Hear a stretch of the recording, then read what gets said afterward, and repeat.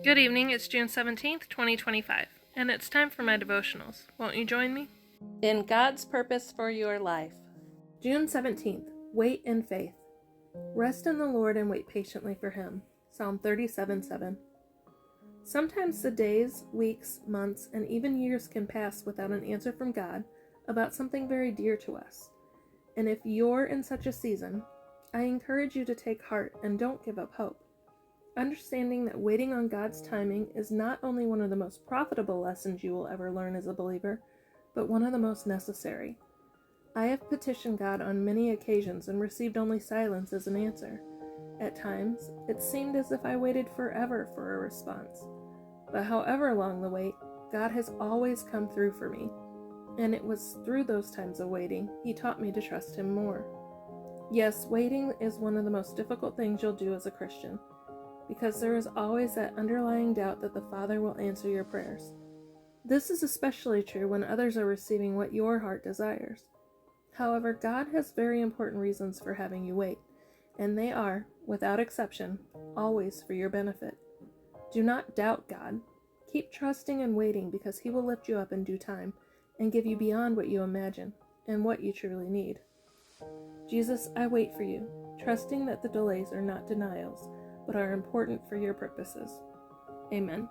And in trusting God with every breath. June 17th, horribly disappointed.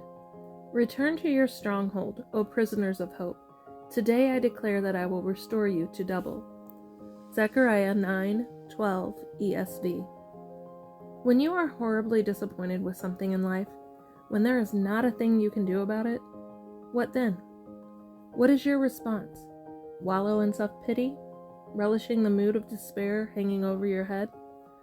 While that might feel good for a moment, it will send your mood straight into the toilet. There is a better way.